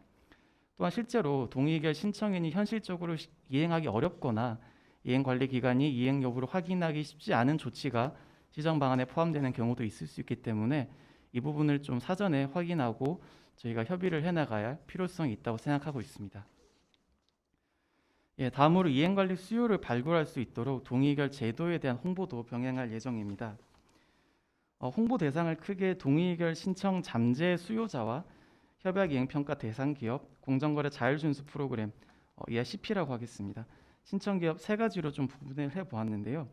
먼저 동의의결 신청 잠재 수요자라 할 수 있는 주요 기업과 법무법인을 대상으로 업무 설명회를 개최할 예정입니다.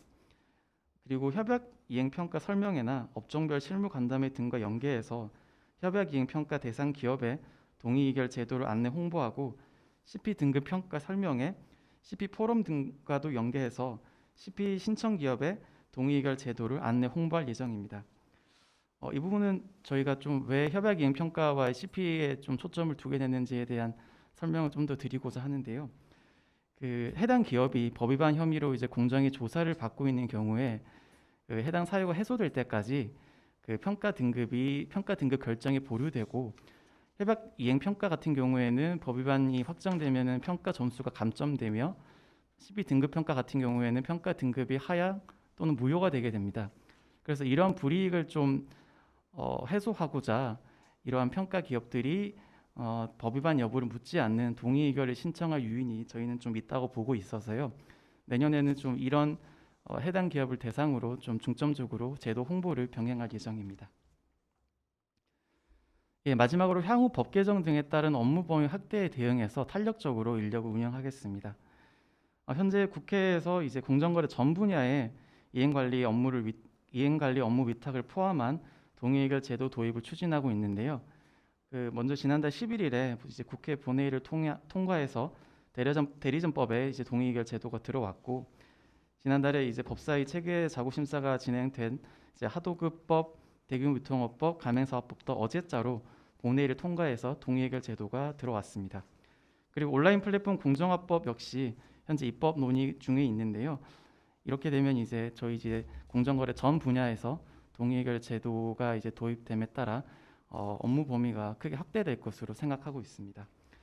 또한 공정위가 동의의결 사건 처리 절차에 서면 심의 방식을 도입하면 처리 기간이 단축되어 이행관리 위탁 사건이 좀 더 빨리 생기지 않을까 조심스럽게 전망도 해봅니다. 이와 같은 업무 범위 확대에 따라서 이행관리 사건이 증가하게 되면 사건의 성격에 따라서 저희가 회계사나 변리사 등 전문 인력 충원도 적극적으로 검토할 예정입니다. 네, 이상 토론을 마치겠습니다. 네, 감사합니다. 조정원 측의 이행관리 업무 추진 현황과 향후 계획에 대해서 상세한 설명을 들었습니다. 다음은 김근성 공정위 심판총괄과장께서 발표해 주시겠습니다. 네. 오늘 발표 자리 대밀 장시간이 됐습니다. 짧고 굵게 끝내겠습니다. 오늘 동의의결 이행관리 관련해서 여러 가지 절차적 쟁점과 어떤 실무적인 어떤 고민 사항을 발표해 주신 우리 유영국 박사님하고 손봉현 실장님께 깊은 감사의 말씀을 드리면서 제가 뭐 실무적으로 그리고 아니면은 법리적으로 좀 궁금하거나 아니면 향후 참고할 사항들에 대해서 간단히 여쭈는 걸로 이렇게 마무리 짓겠습니다. 특히 이제 이행관리 제도와 관련해서 법적인 측면에서 우리 조정원이 동의의결 이행관리 업무를 함에 있어서 여러 가지 문제될 수 있는 내용들, 특히 뭐 수탁기관이 요청하면 공정위가 자료를 어떻게 제공할 것인지, 아니면 시정 방안과 관련해서 보완 절차가 필요한 게 아니냐, 여러 가지 의견을 많이 주셨기 때문에 그런 부분들은 저희가 향후 법 집행이나 아니면은 업무 수행 과정에서 보완이 필요하면 적극적으로 여러 가지 방안들을 강구할 수 있을 것으로 보입니다. 특히 이제 박사님께서 말씀하신 내용 중에 공정거래법 제51조의 3 하고 동의의결 관련 규칙 규정 내용 중에 공정위가 필요한 경우 심사관으로 하여금 동의의결의 이행 여부를 직접 관리할 수 있도록 하고 있는 그 규정이 과연 필요한 경우가 뭐냐, 이 부분에 대해서 약간 좀 예측 가능성이 떨어진 게 아니냐 이런 말씀을 하셨는데요. 저희가 제 개인적으로는 생각했을 때 동의의결의 신청이 그 의결 내용에 따른 충실한 이행만이 의무로 남아 있을 뿐일 텐데 이행 관리 주체가 달라진다고 해서 그 이행의 정도가 어떻게 달라지는 건지, 그리고 불측에 예상할 수 없는 사정이 발생할 수 있는 건지, 그런 부분은 좀 저희도 고민입니다. 그래서 아마 이 부분은 지적하신 대로 실무를 집행하는 과정에서 구체적으로 해결을 해야 될 가능성이 높고요. 다만 앞으로 이런 부분들에 대해서 저희가 어떻게 할 수 있는 건지에 대해서는 충분히 고민을 해보겠습니다. 한편 이제 이 건 관련해서 이 이행관리 위탁한다는 게 기본적으로 행정 권한을 제3자에게 위탁하는 어떤 측면이 있어서 그 관련해서 기존에 있던 행정 권한의 위탁이나 이런 위임 부분들은 정부 조직법이나 행정 권한의 위임 및 위탁에 관한 규정에서도 상당히 신중하게 고려를 하고 있습니다. 그래서 그 부분에 대해서도 여러 가지 고민이 필요하기 때문에 제가 봤을 때는 어떤 강제적인 공권력이 동원되거나 아니면 물리력이 필요한 그런 부분들에 대해서는 좀 고민이 좀 필요한 것 같고요. 따라서 저희는 동의결 절차 규칙 14조 3항에 필요한 경우라고 하면 제 개인적인 해석입니다. 순수 공정위 공식 의견은 아니고요. 강제 조사라든지 이행 점검 등이 필요한 경우에 한정하지 않을까라고 그렇게 조심스럽게 생각해 보는데 이건 순수 개인적인 의견입니다. 마지막으로 동의의결 이행관리의 실무적 어떤 쟁점과 관련해서 재단에서 말씀해 주셨는데요. 현재 저희 그 공정거래 조정을 해서 아마 이제 본격적으로 하려고 했을 때 실무적으로 여러 가지 이슈들이 발생한 건 한다는 것은 당연한 거고요. 그런 부분에 대해서 여러 페이지에 걸쳐서 다양하게 말씀해 주셔서 조정원에서 많은 참고가 될 것으로 봅니다. 다만 이제 그 중에서 제3의 기관에서 이행 관리를 할 경우 공정위가 아닌 조정원이 동의의결 이행 관리를 한다면 이러한 이행 관리가 공정위로부터의 독립성을 보장하기 위한 것이 아닌지라는 어떤 그런 부분들에 대해서 고민을 해주셨기 때문에 아마 그런 부분들은 크게 여기 계신 분들도 실제 그렇게 될 수 있겠구나라고 이렇게 이해의 폭을 넓혀주신 것 같아서 그런 부분들은 저희도 많이 동감을 하고 있습니다. 마지막으로 실장님께서 이제 발표하신 내용 중에 일부 저희가 궁금한 사항이 좀 있어서 여쭤보려고 하는데요. 광고재단의 경우 별도로 외부 전문가의 자문을 받았다고 이렇게 하셨는데 그러면 구체적으로 어떻게 했는지 간략하게 좀 설명해 주셨으면 좋겠고요. 동의의결의 해석권을 누가 갖는지 구체적으로 그런 문제가 있었는지 좀 간단하게 사례를 들어서 설명해 주시면 좋겠습니다. 그리고 마지막으로 제3의 기관이 동의의결 이행관리 업무를 수행함에 있어서 어떤 애로사항이 있는지 짤막한 경험을 공유해 주셨으면 합니다. 이상입니다. 네, 감사합니다. 세 분의 토론자가 코멘트하거나 질의하신 부분에 대해서 우리 발표자께서 대답을 해주신 먼저 유영국 연구위원님. 예, 제 발표 스타일이 되게 빠르게 얘기하고 혼자 신나서 막 발표하는 스타일이라서 오늘도 그런 것 같아서 죄송한데요. 그럼에도 불구하고 좋은 코멘트를 주셔서 감사합니다. 한 세 가지 정도 말씀드리고 싶은데요. 하나는 좌장님께서도 말씀하신 바와 같이 사실 이행 관리가 잘 되면 동의의결 제도 자체에 대한 어떤 회의적 시각을 불식시킬 수 있는 요소가 분명히 있습니다. 그러니까 제도 자체가 갖는 본질적인 어떤 장단점에 대한 극명한 평가는 절대 변하지 않을 거거든요. 그런데 그거에 더해서 우리는 야, 이행 관리까지 되게 부실해. 아, 저거를 면죄부를 줬는데 면죄부를 준 거에다가 관리까지 부실했어. 이렇게 돼 버리거든요. 근데 만약 이제 이행 관리가 충실하다고 하면 당연히 제도도 보완이 되겠죠. 근데 하고 한다면 사실 이게 그 선순환이 될 수 있는 충분한 요인이 된다고 생각하고요. 그런 지적은 이제 좌장님께서 말씀하신 거하고 저는 뭐 충분히 동의합니다. 그리고 그 박사한 교수님께서 그 토론문을 받고 몇 번 읽었는데요. 그냥 너무 좋았습니다. 그러니까 그 약속이란 말을 제가 사실 쓰기 너무 어려웠습니다. 엔가지몽이랑 이게 불어를 했는데 사실은 페어플리시통이라는 말을 독일에서는 쓰는데 저는 독일에서 공부를 했으니까 근데 페어플리시통 쭈자게라고 했을 때 쭈자게는 압슈프레콩 해가지고 우리가 흔히 얘기하는 어떤 합의나 어떤 동의 같은 겁니다. 근데 쭈자게라고 했을 때는 그래 그렇게 하자라는 겁니다.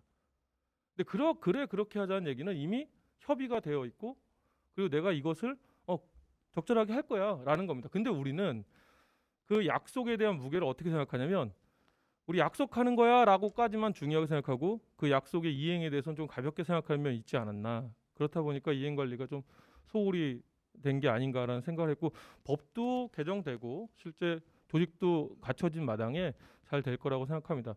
그리고 저 이행강제금에 대한 지적은 저도 읽으면서 그랬는데요. 내가 왜 1일 200만 원에 대해서 생각을 안 했지라는 생각을 하게 된 겁니다. 제가 200만 원에 대해서 되게 크게 생각하는 것도 개인적으로 그렇긴 한데 그 공정거래법상 웃자고 하는 게 너무 피곤하시니까 근데 공정거래법상 200만 원을 제가 많이 읽어봤어요. 그러니까 왜 그랬냐면 제가 이행강제금을 할 때 우리가 이행강제금이 되게 아주 일반적인 어떤 제재 수단은 아니지 않습니까? 그러니까 통상적으로 기업결합에서 17조의 3에서 뭐라고 하냐면 야 손해배상이고 행정제재 성격이 있는데 손해배상에 대한 성격은 기업결합에 없으니까 빼자 해가지고 1999년도에 법규에서 뺐단 말이죠. 그래서 이행강제금은 남겼어요. 남겼는데 뭐냐면 그것도 어디냐면 1일 200만 원은 기업결합의 어떤 유형에 따라서 봤을 때 임원겸인만 200으로 했거든요. 그리고 2017년에 하도 이제 절차적으로 문제가 되다 보니까 자료 제출권 그거 안 지키면은 사실 이행강제보다 더 이슈가 됐던 거는 형사제재를 더하는 거였는데 형사제재 플러스 이행강제금이었습니다. 자료 제출 불이행하면은 이행강제금 낼 거야. 근데 거기서도 200만 원이 나옵니다. 뭐냐면 매출액을 산정할 수 없거나 곤란할 경우에 명확하지 않을 경우에 이거는 통상적으로 이제 과징금 할 때도 그렇지만 정액과징금 낼 때 이행강제금 하면서 똑같은 식으로 가는 거거든요.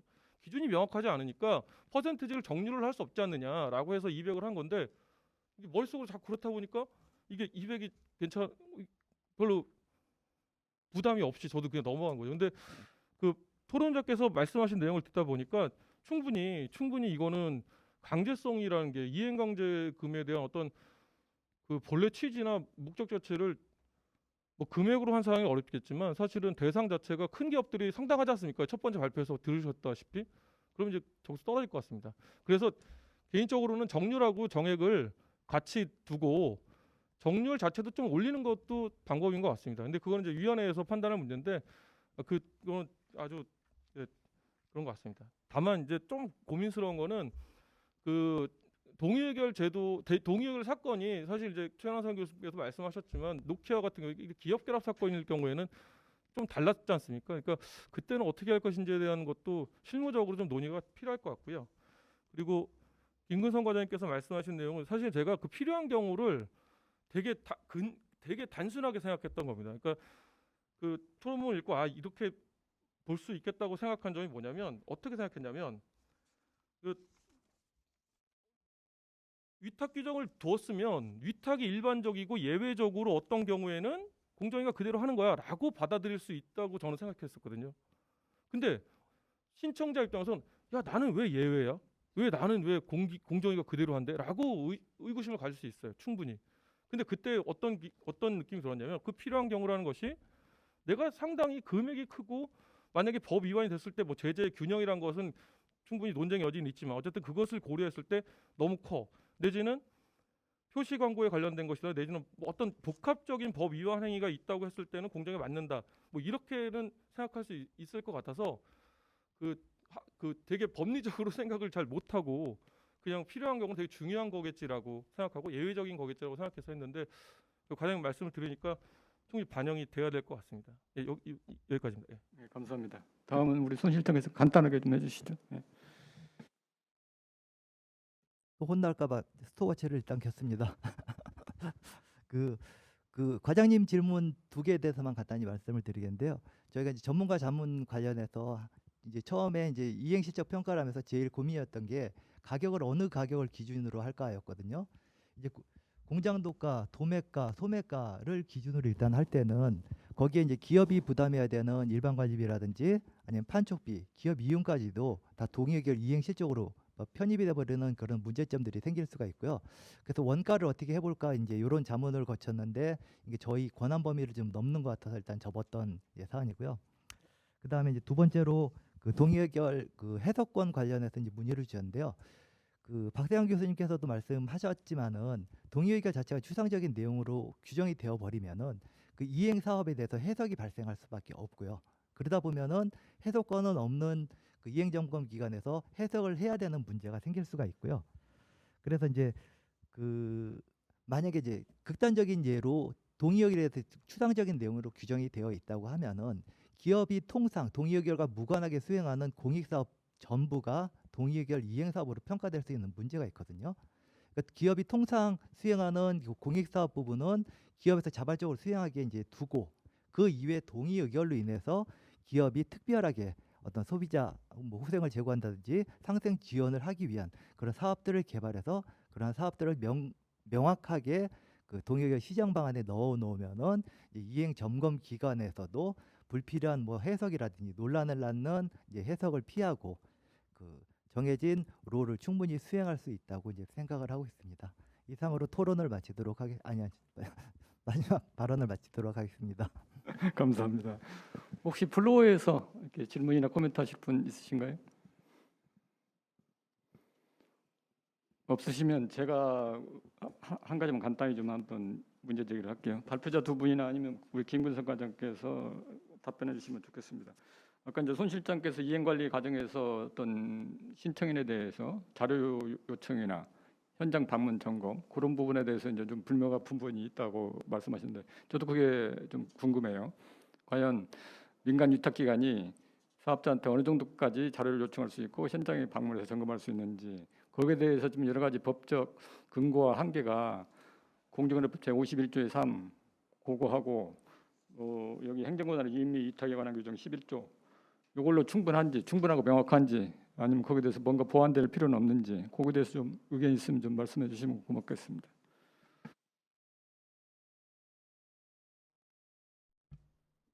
그 부분에 대해서 저희도 현재 지금 조정원 측과 지금 고민 중에 있고요. 이게 과연 상대방이 동의하지 않는데 현장에 강제로 진입해서 어떻게 할 수 있는 거냐, 아니면은 상호 최초의 이행 계획을 수립하는 과정에 상대방과 MOU 내지 어떤 신사 협정을 맺어서 우리가 어느 정도 수준의 나름의 협조를 요구하는데 거기에 응해줄 수 있느냐라는 그런 상호 간의 양해각서 이런 걸 체결해야 되느냐, 이런 부분까지 고민이 좀 되고 있고요. 그 부분 관련해서는 조정원하고 여러 관계자분들의 의견을 종합해서 향후 매뉴얼이나 아니면은 지침문 등을 통해서 해결하도록 하겠습니다. 그 문제를 뭐 해결하는 방법이 여러 가지가 있을 텐데 뭐 법 규정을 명확히 한다거나 지금 말씀하신 MOU 체결 그런 것도 있겠고 또 한편으로는 동의의결 내용의 그 부분도 이행관리관에서 이렇게 위탁기관이 거기에 대해서 또 어떤 자료를 요청할 수 있고 현장에 점검해서 방문해서 점검할 수 있다. 그런 것도 한번 넣을 수도 있지 않나 그런 생각이 듭니다. 그런 것도 한번 대안으로 검토해 주시면 고맙겠습니다. 예. 자, 혹시 더 이상 질문이나 논평이 없으시면 이걸로 마치겠습니다. 지금까지 경청해 주신 그 플로어에 참가하신 분과 온라인에 참가하신 분들 그리고 훌륭한 수준 높은 발표를 해주신 발표자 두 분과 토론자 세 분께 감사드립니다. 이걸로 오늘 행사를 마치겠습니다. 감사합니다.